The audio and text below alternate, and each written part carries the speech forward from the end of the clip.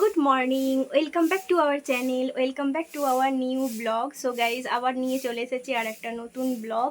তো রেডি হয়ে গেছি, দেখো রেডি হয়ে আর কফিও খাওয়া হয়ে গেছে। তো কি তো রেডি হয়ে কফি খেয়ে আমি যাচ্ছি আমার বাড়িতে। আজকে বাড়িতে পুরো দিনটা থাকবো, সন্ধ্যার দিকে এ বাড়ি আসবো। তো চলো ঝটপট বেরিয়ে পড়ি। আর এই আর কি, আর করেই যাবো। চলো চলো আজকে বাবা মার সাথে দিনটা তোমাদের সাথে শেয়ার করব। তো এই যে ব্যাগ, এই ব্যাগ আর এই ব্যাগ নিয়ে যাচ্ছি। এই যে চলো বেরিয়ে পড়ি। তো বাড়িতে তো এই একটু আগে এলাম, এসে ফ্রেশ হলাম, হয়েই তারপরে ভাবছি যে একটু চিকেন পকোড়া করি। অনেকদিন খাওয়া হয় না, বাবা মাও খায় না। আমি একটু ম্যারিনেট করে দিই, মা ভেজে দেবে। তো চলো চিকেন পকোড়ার রেসিপিটা তোমাদের সাথে শেয়ার করবো বলতে ডিটেলসে শেয়ার করতে পারবো না, কারণ ক্যামেরাটা কে ধরে দেবে এটাও একটা ব্যাপার আছে। আর ট্রাইপডটা আমার এখানেতে আছে, কিন্তু সেটা একটুখানি অসুবিধা আছে আর কি। তো ওই আর কি, ম্যারিনেটটা জাস্ট করব, করে তারপরে ভাজবো। মা ভেজে দেবে বললো, ভালোই হলো। চলো দেখতে থাকো। দেখো আমি এখানে চিকেন আর যেই সমস্ত উপকরণগুলো লাগবে সেগুলো দিয়ে ম্যারিনেট করে রেখেছি। আর মা এখানে আলু ভাজা, গাজর ভাজা, তারপরে এই মাংস ম্যারিনেট করে রেখেছে। আর এখানে ক্যাপসিকামটা ভাজা হচ্ছে, যেহেতু রাইস হবে সেই জন্য আর কি।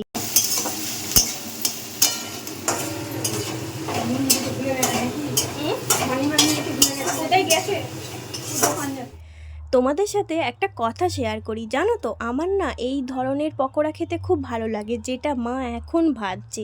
এই মানে হালকা ফুলকা ছিমছাম, জাস্ট চিকেনটা শুধু থাকবে আর অল্প একটুখানি থাকবে জিনিসপত্র আর কি, যেমন ধরো বাঁধাকপি, পেঁয়াজ, এই সমস্ত কিছু। আর বড় ধরনের পকোড়া, এত ঢিপি থাকবে, একটা ছোট্ট ওই মাংস থাকবে, একদমই ভালো লাগে না খেতে।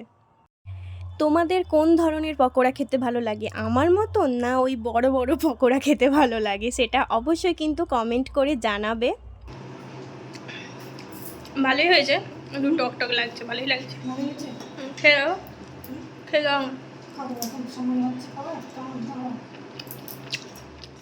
তো পকোড়া টকোড়া খেয়ে আমি একটুখানি শুয়েছিলাম, কারণ আমার পেটে প্রচণ্ড যন্ত্রণা করছিল আর কি।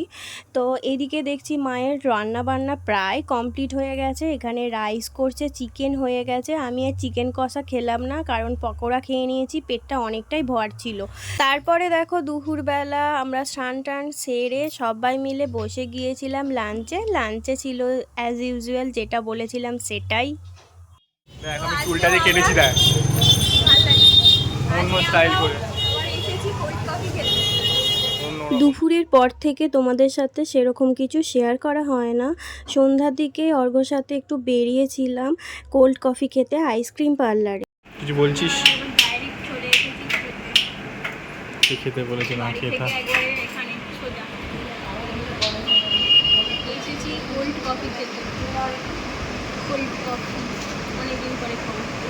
কাকুটা চুপ করে বসেই থাকে,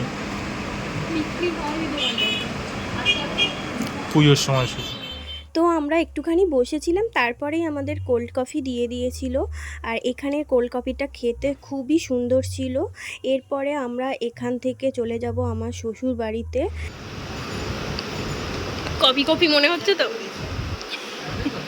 এটা ঠিক আছে না? কালকের থেকে অনেক গুণে ভালো।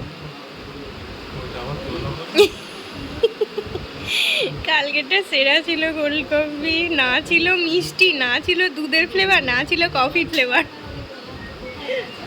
আমি শেষ করে ফেললাম, এই নিয়ে এখনো